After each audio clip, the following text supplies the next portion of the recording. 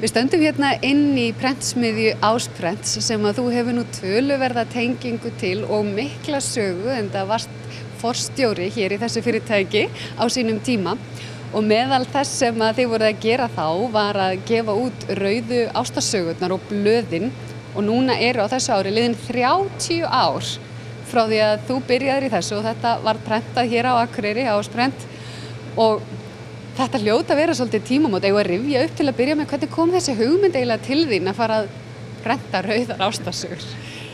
Hugmyndin var náttúrulega geggjuð eins og flest í kringum okkur. Að 1979 þá vantaði okkur Kára vinnu og við sjáum litla auglýsingu í dagskránni, gömlu dagskránni, til sölu offsetljósutunarvél og við förum bara þangað og þá var það í Gilinu þar sem fornbókaverslunin Fróði er núna. Og þá, þegar við komum þangað, þá er þetta allt til sölu og þá er dagskráin svolítið, Kára fannst hún óþægileg.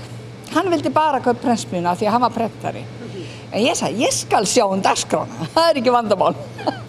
Og svo en dagskráin var náttúrulega raunverulega aðal peningaveltan. Og þarna byrjuðum við, 79, þá vorum við ung og áttum allan heiminn framundan með 3 stráka, 4 ára, 11 ára og 14 ára. Þetta var nú ekki mikið mál. Hann sagði mér að ég þyrfti að vinna svona halvan daginn, stundum allan daginn. En það breyttist fljótt. Og dagskráin, hún var þá, hún hefur verið þá svona 10-12 síður sem er núna, ég veit ekki eins og tölu á síðunum sem er í dag.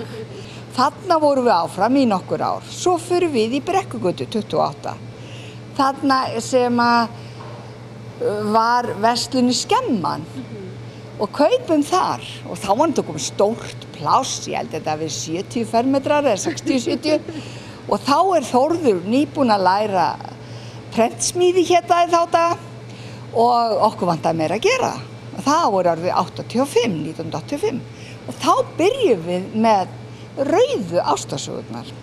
Því mér datt þetta í hug. Maður gat aldrei keypt sér bækur nema bara fyrir jólin. Það fannst mér ekki passa, sko. Ég ólst upp á bókasafni sveitarinnar og við höfum ekki efni á að kaupa nema eina bók á ári. Og ég var náttúrulega, sko, lestrarhestur og vildi geta lesið og lesið. En það var ekki hægt að kaupa vasaborðsbækur. Því að það var ekkert til. Nema Ísvolki, nei, það var Morgan Kane. Morgan Kane var þá komin. Svo að ég byrja bara og þá erum við leiðinni suður við Kári og erum eitthvað að fara í eitthvað reisu og ég er að lesa dag. Og ég brýt hann bara svona saman, sko, svona saman og segi, getum við ekki bara fengið dagsprent til að prenta fyrir okkur, bækur? Og Kári náttúrulega hnussaði svona í honum. Ýmislegt eftir því nú ég hugsaði. Já, ég reyni þetta, sagði ég. Þeir geta alveg tekið þetta bara gegnum vélina sína. Að það er nákvæmlega sama stærð og dagur. Og svo kem ég heim og þá fyrir ég að tala við hann vinn minn prentanum á degi. Og hann sagði, jú, ekkert mál. Og við bara gerum þetta og þá dettur mér, þá þarf ég að fara að leita mér að bókum. Einhverju sem hægt að lesa. Og ég fer að skoða Mills & Boon, vasaborðsbækur sem voru á ensku. Og finn þarna mann, verslunin Verið í Reykjavík, hann er sko umboðsmaður fyrir Mills & Boon. Þá er hann náttúrulega svona vel 60-70 eitthvað svoleiðis. Og ég fæ hann með mér út á bókamessun á Frankfurt til þess að geta gengið frá svona almennilegum samningum sem að hefði þetta pottþétt. Og ég kaupi hann með mér út á Frankfurt, bókamessuna. Og það var nú ekki mikið mál. Svo fórum við, ég talaði ekki ensku, sko. Og ég hafði aldrei lært ensku. Þetta var náttúrulega bara, ég ætti að kaupa einhvern með mér. Og svo þegar við förum út, sko, þá var flogið bara á Luxemburg og tekið rúta frá Luxemburg að Frankfurt. En þá vissi ég ekki að hann var þurralki og hann dettur í það á leiðin út. Svo þegar við komum á Luxemburg, þá er hann bara orðinn pöntu fullur. Og ekki nóg með það, þá erum við að tökum við farangur til þess að fara með hann yfir í rútuna, þá er farangurinn týndur. Og ég er að drösla honum úr flugvöllunum og yfir í rútuna og svo sátum við í 3 tíma rútuferð. Og á meðan drakk hann. Svo þegar við komum út á brautastöðinni í Frankfurt, þá var hann náttúrulega alveg komin að peruna. Og þarna ég svona ung og myndaleg og hann svona eldri maður. Svo kemur því að hann þarf að fara að pissa. Og þá kem ég honum inn á bjórkrá og þá sofnar hann á klóstinu. Og ég þurfti að fá þjón til að sækja hann á klóstinu. Og ég talaði ekki ensku, sko. Og ég var bara með eina svona handtösku og ég var alveg viss að nú ég bara tekin á löggunni, sko. Svo var náttúrulega bókasýningi daginn eftir. Og þá hann svo þunnur. Og þá náttúrulega allt í einhvern, ég gat bara alveg talað ensku.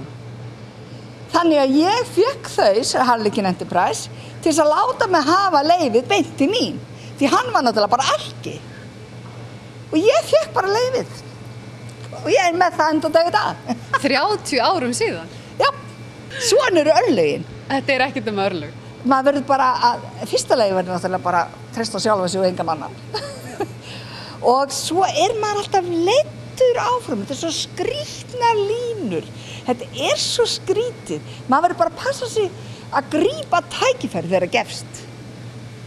Ég gæti ekki verið meira sammálaður.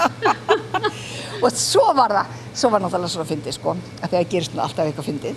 Svo þegar við vorum að gefa út þessar bækur, þá vildu þeir í dagsprent líka komast í umboð og fara út. Og sko, skrifstofan var í Sviss. Og þeir fóru út, striksuðu bara út og ætlaði að fá samningana. Og þeir héldu nú ekki. Ég hafði sko aldrei haft efni á að fara til Sviss og fara að tala við þá.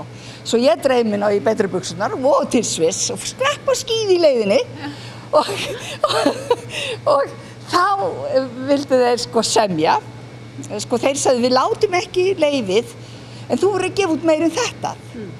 Og þá bætti ég náttúrulega bara við fleiri titlum. Og nú við orðnir 6 á mánuði. Ég ætla kannski aðeins að fá að spyrja, þessi titlar eru náttúrulega magnaðir, líkið í fenjónum, á flótta, aftur heim, strókin, þetta alltaf rosalega dramatíski titlar og þetta eru náttúrulega ástasögur. Hvers vegna ástasögur? Sko, allt yfir sín tilgang. Fyrsta lagi var það sem að var alltaf að gera grína mér, þannig 1985.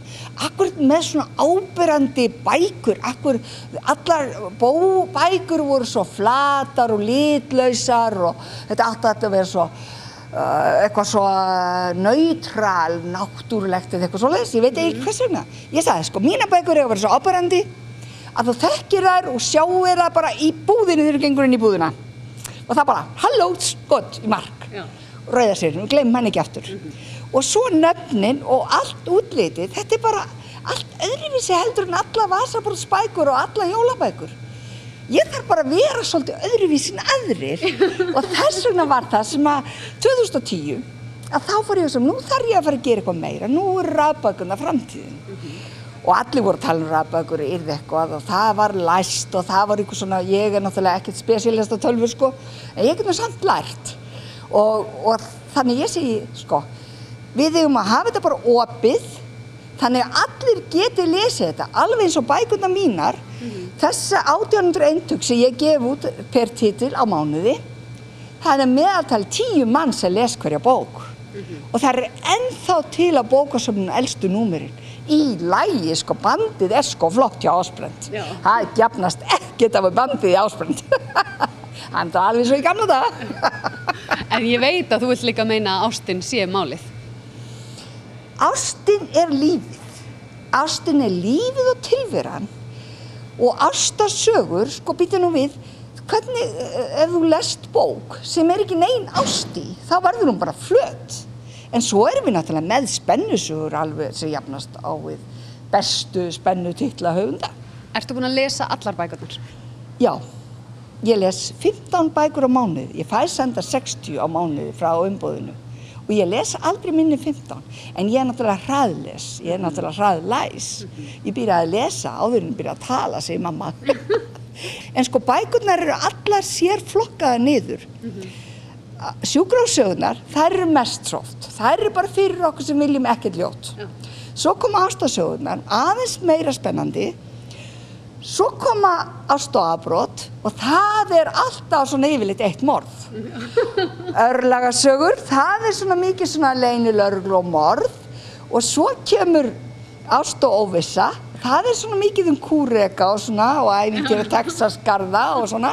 Svo koma ást og undirferli og það eru eiturlyfja. Þetta er svona flokkað allt niður. Þú getur bara keypt það bækur sem þú vilt. Hugsa sér bara að hafa búið til eitthvað svona. Svo þegar ég er dauð, þá verður þetta til. Það verður einhver annar sem gefur þetta út, en ég bjóða til.